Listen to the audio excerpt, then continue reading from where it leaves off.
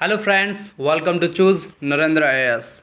Today's we will discuss about just a very important topic that is recently current in news. तो हम बात करेंगे एक महत्वपूर्ण टॉपिक सामाजिक न्याय से संबंधित जो कि महिलाओं के प्रति अपराधों की बढ़ती शिकायतों के बारे में है। ये रिपोर्ट NCW ने निकाली है हाल ही में। तो हम देखते हैं सबसे पहले चर्चा में क्यों बना हुआ है। तो हाल ही में इसका चर्चा का कारण यह है कि राष्ट्रीय महिला आयोग ने सूचित किया है कि वर्ष 2021 के प्रारंभिक 8 महीनों में महिलाओं के खिलाफ अपराधों की शिकायतों में पिछले वर्ष की इसी अवधि की तुलना में 46% की वृद्धि हुई है। राष्ट्रीय महिला आयोग का गठन जनवरी 1992 में राष्ट्रीय महिला आयोग अधिनियम 1990 के तहत एक संवैधानिक निकाय के रूप में किया गया था। इसका उद्देश्य महिलाओं को जीवन के सभी क्षेत्रों में समानता और समान भागीदारी हासिल करने के सक्षम में बनाने की दिशा में प्रयास करना है। मित्रों, आगे देखते हैं फ्रेंड्स कि अक्टूबर सन 2020 में सर्वोच्च न्यायालय ने भारत में महिलाओं के खिलाफ होने वाले अपराधों को एक कभी ना खत्म होने वाला चक्र नेवर एंडिंग साइकिल के रूप में परिभाषित किया है।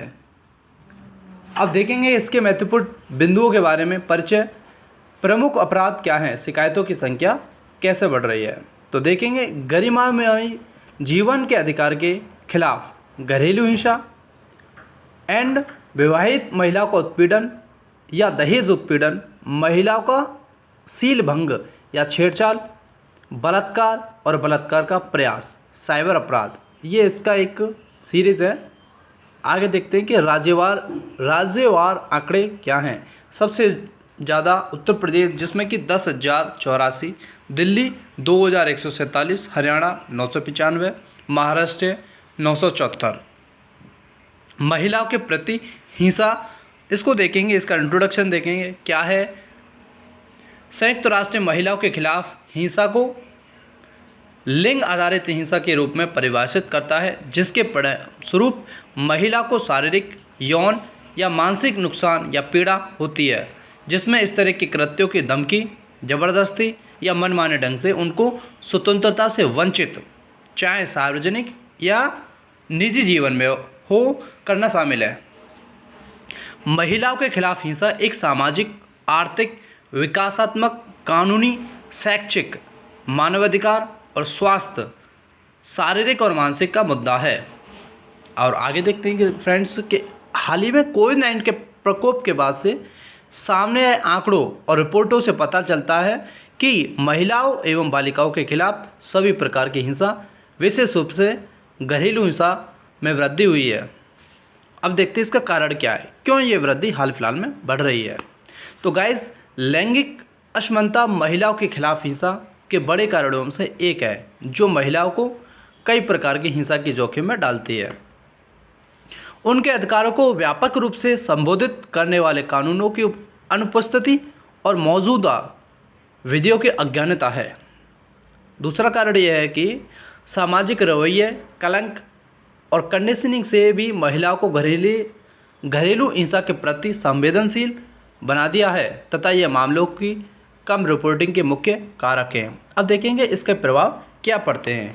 महिलाओं और लड़कियों के विरुद्ध हिंसा के प्रतिकूल मनोविज्ञान, यौन प्रजनन, स्वास्थ्य और परिणाम के महिलाओं को उनके जीवन के सभी चरणों में प्रभावित करते हैं। उदाहरण के लिए प्रारंभिक शिक्षा नुकसान न केवल सार्वभौमिक स्कूली शिक्षा और लड़कियों के लिए शिक्षा के अधिकार हेतु प्रशासनिक बाधा उत्पन्न करते हैं, बल्कि उच्च शिक्षा तक उनकी पहुंच को प्रतिबंधित करने और यहाँ तक कि श्रम बाजार में महिलाओं के लिए सीमित अवसरों की उपलब्धता के भी दोषी हैं। आगे देखते हैं फ्रेंड्स कि वैश्विक प्रयास क्या हैं, हमारे वर्ल्ड ने क्या प्रयास किए हैं इनके लिए। स्पॉटलाइट इनिशिएटिव, यूरोपीय संघ और संयुक्त राष्ट्रीय यूनाइटेड नेशन ने महिलाओं एवं लड़कियों के विरुद्ध हिंसा के सभी रूपों को ख़त्म करने पर केंद्रित इस नई वैश्विक बहुवर्षीय पहल की शुरू की है। इसका ये नाम इसलिए रखा गया है क्योंकि इस विभिन्न मुद्दों पर ध्यान केंद्रित करती है और उनके लैंगिक समानता एवं महिला सशक्तिकरण के प्रयासों के केंद्र में रखती है। महिला महिलाओं के विरुद्ध हिंसा के उन्मूलन हेतु अंतर्राष्ट्रीय दिवस 25 नवंबर को मनाया जाता है। अब देखते हैं कि यूएन वीमेन संयुक्त राष्ट्र की एक इकाई है जो लैंगिक समानता और महिलाओं के सशक्तिकरण हेतु समर्पित है। अब देखें भारतीय प्रयास क्या है, इंडियन ट्राइंग क्या किए गए हैं। संवैधानिक सुरक्षात्मक उपाय, मौलिक अधिकार, ये सभी भारतीयों को समानता का अधिकार। अनुच्छेद 14 लिंग के आधार पर राज्य द्वारा किसी भी प्रकार के भेदभाव से स्वतंत्रता। अनुच्छेद 15 का ए और महिलाओं के पक्ष में राज्य द्वारा किए जाने वाले विशेष प्रावधानों अनुच्छेद 15(3) की गारंटी देता है। अब देखेंगे मौलिक कर्तव्य के अंतर्गत क्या प्रावधान है। अनुच्छेद 51 ए के तहत महिलाओं की गरिमा के लिए अपमानजनक प्रथाओं की प्रतिबंधित किया गया है। और अब देखेंगे हम कि विधायी ढांचा हमारे यहाँ क्या प्रावधान है। घरेलू हिंसा से संबंधित महिला संरक्षण अधिनियम सन 2005, दहेज निषेध अधिनियम 1961, कार्यस्थल पर महिलाओं के साथ यौन उत्पीड़न रोकथाम निषेध और निवारण अधिनियम 2013, बाल यौन अपराध संरक्षण पोस्को 2012, ये पोस्को जब बना 2012 के अंतर्गत। आगे की राह क्या है, निर्भया कांड के तहत ये 2012 में बाल यौन अपराध संरक्षण बना था। अब देखते हैं फ्रेंड्स कि आगे की राह क्या है। महिलाओं के खिलाफ होने वाली हिंसा समानता, विकास, शांति के साथ साथ महिलाओं और लड़कियों के मानवाधिकारों की पूर्ति में एक बाधा बनी हुई है। कुल मिलाकर सतत विकास लक्ष्यों सस्टेनेबल डेवलपमेंट ग्रोथ का वादा किसी को पीछे नहीं छोड़ना। महिलाओं और लड़कियों के खिलाफ हिंसा को समाप्त किए बिना पूरा नहीं किया जा सकता। महिलाओं के खिलाफ होने वाले अपराध का समाधान केवल कानून के तहत अदालतों में ही नहीं है, बल्कि इसके लिए एक समग्र दृष्टिकोण और पूरे पारिस्थितिक तंत्र का बदलना आवश्यक है।